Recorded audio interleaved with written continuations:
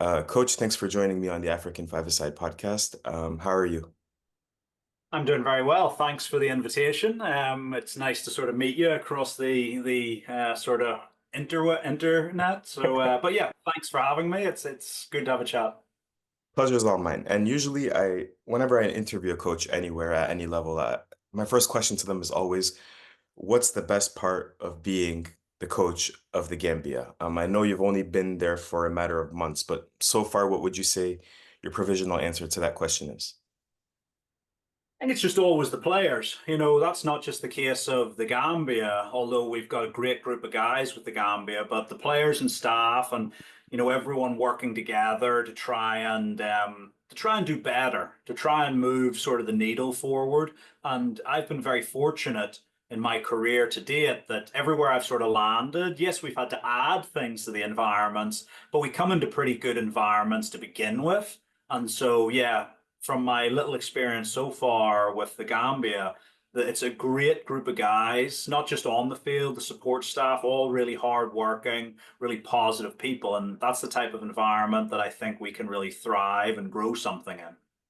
So I listened to your introductory press conference, and you spoke about this motto, "Forward together," and that being a sort of spirit, but also, on the pitch, very concretely, like going forward together. Is this a model that you've sort of developed specifically for the Gambian job, or is this a more of a general philosophy that you sort of have inculcated within you?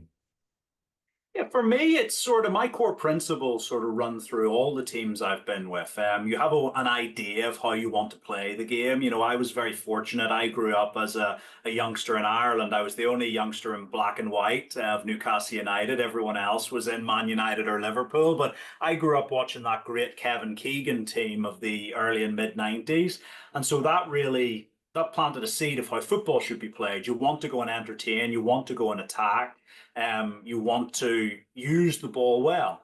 And so you want to, give supporters something to go home and talk about in a positive way. And so for me, it really is a playing mindset, but then it's about what tools do you have at your disposal to implement that. And so with the Gambia, it was twofold. They've done really well over recent years. The previous coaches have done such a fantastic job, and back-to-back AFCON appearances, the quarterfinals. That should not be underestimated how difficult it was for the previous guys to take them to that level.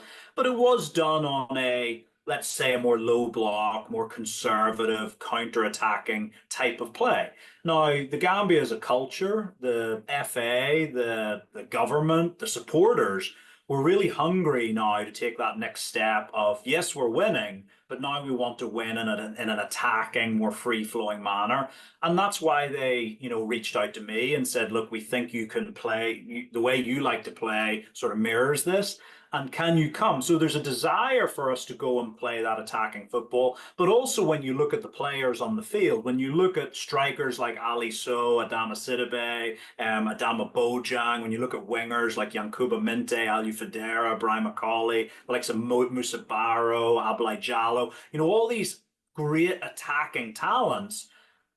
For me, it's such an obvious thing to say, hey, let's give them the ball as often as possible and as close to the opposition goal as Right. possible. And it gives us a really good chance to win some football matches. So for me, it was both methodological in terms of it's just how I like to play the game, but also there was a big desire from the Gambia as a nation to go that direction. And look, for me, if you want to make any change, you've got to have everyone on board. So when I say about we're moving forward, but it's all well and good me wanting to do that. But if the players don't want to do it, if the federation don't want to do it, we're always going to hit a roadblock.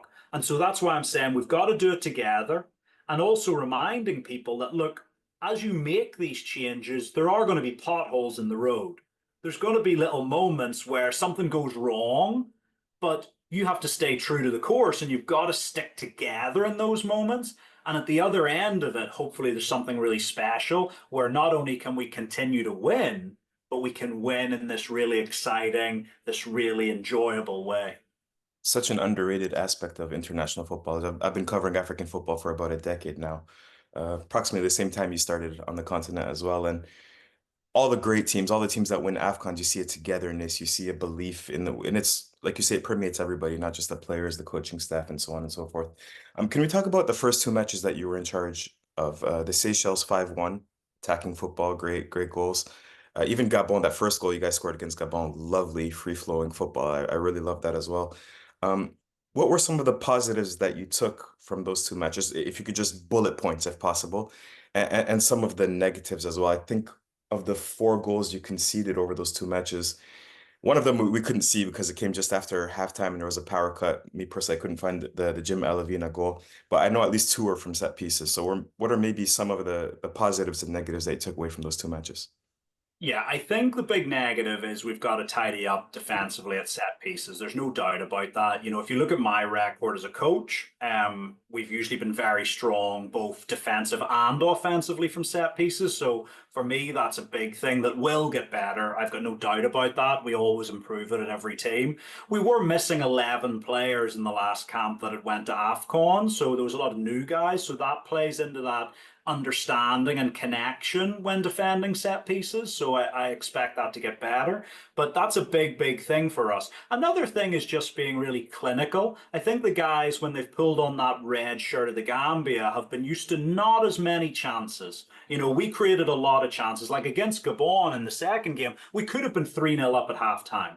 And the game would have been put to bed. And even in the bit that you missed, because obviously the long delay at half time and then the TV not coming back on, actually, we had three golden chances at the beginning of the second half, all back to back. And we don't quite convert them. And then Gabon catch us on the counter attack and score a beautiful goal. Mm. But if we convert, and make it 2-0 at that point, again, it puts the game a little bit out of reach for them. So the guys have to understand that, hey, we're going to get chances with the way we play. And so we're creating the chances. That's positive. We need to be more clinical. That's the improvement point. And the other thing as well is just be confident in your own ability, whether that's offensively or defensively. Like we always talk in football about making sure we've got +1, make sure we've got defensive overloads or attacking overloads. But what we're saying, a little bit like maybe Tottenham under Ange Postecoglou, is if we want to attack in this style, there's going to be moments that we're 1v1, 2v2 at the back. But let's not complain about that situation Mm. because it's the trade-off that you have to make. And can we be good enough in those 1v1, 2v2 defensive moments that we get the ball back, we break the attack, and then we go again? So I think that's it. I think set piece is a big thing. Being clinical from the chances we know we're now going to create because of this new sort of approach to the game. And then just having that confidence that, hey, I'm not waiting for another one or two teammates to come and help me out. I'm going to deal with this situation and be good enough to deal with it here and now. Very well. And you also spoke in your press conference about a lot of your players being young. I think the average age of your squad, I believe you said, was 24 years old, which is very, very young. And obviously, it's important to have players like Omar Colley there to sort of anchor the defense. And he's the most capped player in Gambian football history and is a rock at the back. But um, what excites you so much about having, 20-year-olds, 19-year-olds, 21-year-olds, 23-year-olds? Do you believe that coaching them is like some of the most enjoyable parts of your job is coaching young players and to sort of do what you want them to do on the pitch? I think it's an interesting thing because you can have there's some older players who you would think are 19 or 20, but actually when you look, they're actually almost 30. So young at heart is probably what we're looking for, Right. and that I would say enthusiasm's the biggest thing.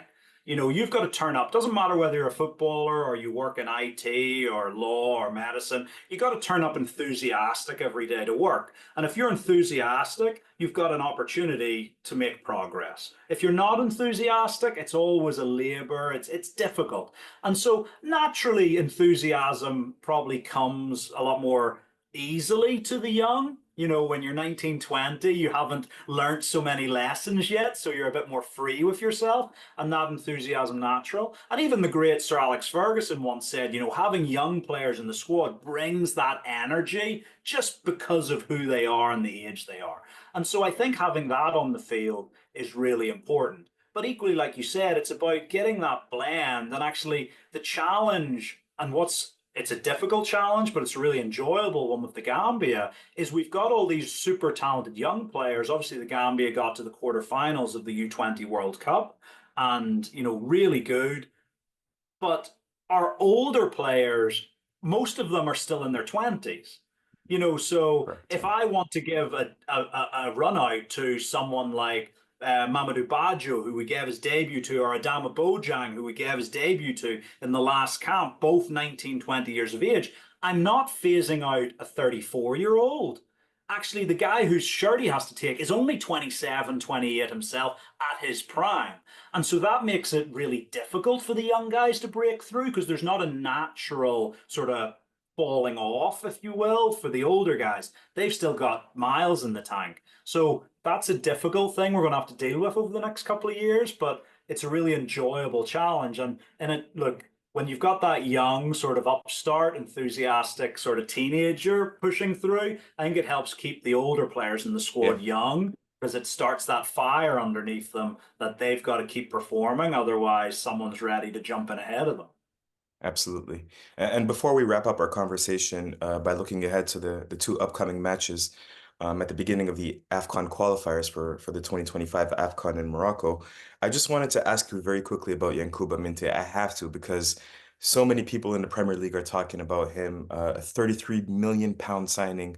We're not used to seeing that from the Gambia. He's 20 years old. He had a great season last year at Feyenoord and a really good preseason and a beginning of this season with Brighton Hove Albion. You've obviously been his coach for just two matches. What have you seen from him as a person, as a player, and what do you think his ceiling can be going into the future? Well, the first thing is he's very humble. Yes, he's had a huge meteoric rise. You got to remember, this is a kid that 3 years ago was playing in the Gambian League, and the Gambian League is still amateur.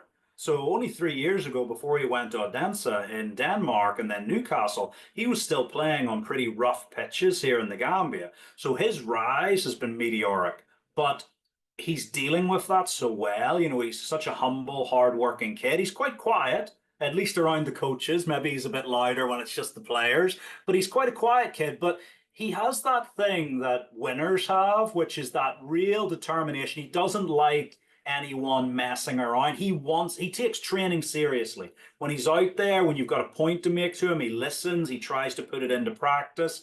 He wants to be successful. And if he were to see anybody falling below those standards, even though he's still only 20 years of age, he'll go and have a word with that player. So, he has that real drive and focus, but at the same time, he's super humble. He's not flash in any way. He knows that if he doesn't work hard, then all that he's achieved could very easily disappear. So, yeah, he's got a nice balance to him. And in terms of a ceiling, look, I think Brighton's a really good move for him. They're a club who put trust in young players. I think in the game against Manchester United this most recent weekend, 65% of their attacks went down Yankuba's side of the field. So they're clearly playing to him. He's a big part of their attack. And so at 20 years old, to have that responsibility and that trust of your coach and your teammates is so important. And look, if he has a good season with Brighton, hopefully he gets them back into Europe, challenging for maybe a cup, then look, who knows what the next few years can bring. But he's still super young, and like we're talking about Omar Colley being, the record cap holder for the Gambia. Yankuba already has what 6 or 7 caps and 3 goals, and Yeah. he still has maybe another 10 or 13 years of playing in the national team. So he's a guy that could potentially go on to break that record that Omar currently has. I believe with 3 goals, he's already in the top eight of goal scorers ever for the Gambian national team. So yeah, the future quite seemingly it seems to be quite bright for him going ahead. But So the let's one talk thing I about would say, yeah, if I can just jump in on that, the one please. thing I would say is Adama, I think, is the tip, or not Adama, sorry, Yankuba, I think, is the tipping point because you might not believe me, but I think there's better to come in terms of other players. Like Yankuba is a top young player, but there's other guys in the next 2 or 3 years I would expect, you will also see in the top divisions, top five leagues around Europe. So, yeah, he's one of what we hope will be many in the coming years. It's extremely, extremely exciting. So let's talk about the two upcoming matches, difficult matches, and you guys are in a difficult group of the AFCON with Madagascar, Comoros, and Tunisia. Tunisia, we call the Germans of Africa. They haven't missed qualifying to an AFCON since 1994. So a very, very difficult team to sort of eliminate, but two teams do qualify from the group. The other nations are island nations, and I remember the previous CAF president, Ahmed Ahmad, saying, us on the islands, we're very resolute. We can deal with the storms, we can deal with the intemperate weather.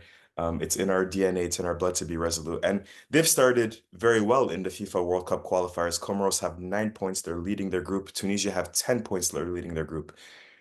How are you preparing for these two matches? If we could start just with the Comoros, which is a Wednesday match, which means you have to very quickly get into gear, get into rhythm. What do you think are there perhaps some of the things you have to do to get a good result against Comoros? I think the key is our players being as fresh and energetic as possible. Comoros are a very energetic, very athletic team. They work together extremely well. Over the last 2 years, their record in all games has been fantastic. They beat Uganda 4-0 in a friendly towards the back end of last year. Obviously, beat Ghana 1-0 as well as their other results. So, Comoros, we expect a really difficult game. We think they'll do what they do. They play the way they play. They're not going to change it for us. So for us, it's about Wednesday game.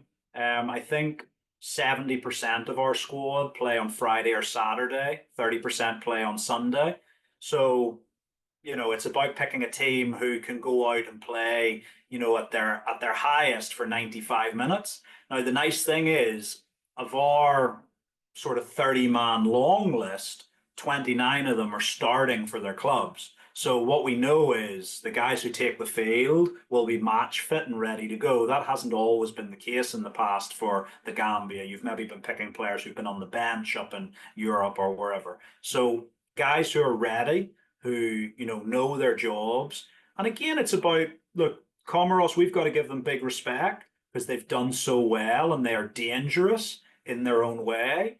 But for us, again, can we give our match winners the ball as often as possible? And if we do that, we know we will cause them a lot of problems. And then I've already touched on it, it's about being clinical. And that really is it. That's a big game. We've got to try and take 3 points from that before we even start to consider, or at least players start to consider what comes against Tunisia. Okay. And Tunisia, I mean, they're notorious on the continent for defending very well, even if they don't score so many goals. Um, do you have a plan of attack there? Because you did speak about, previous iterations of this Gambian national team perhaps being a little, I don't know if you want to say defensive, but they're playing a little bit of a lower block and so on and so forth. And you did say that that is in this team's locker as well. Do you anticipate perhaps being a little more cautious against a side like Tunisia? Are you still targeting 3 points? Are you targeting 1 point, or are you looking to attack them all out? Now, for us, our mentality is to go and attack for as often as we can, for as long as we can, but also understanding that all 11 players have a responsibility to defend. But defending, I always think people, when they say the word defending, think of a negative approach, think of dropping back down the pitch. But defending can equally be pressing, all 10 of your outfield players in the opposition half, trying to win the ball back. That's also defending. And so for us, it's about positive defending. It's about going and putting people under pressure. And look, the Gambia historically have a good record against North African Yeah, nations. So very true. there's not that mental block that a lot of teams have. A lot of teams play against, whether it's Tunisia, Morocco, Egypt, Algeria, a lot of teams play against these and they go in already a bit worried, a bit concerned. Whereas the Gambia's historic record against the North African nations has been positive, one of the better ones on the continent.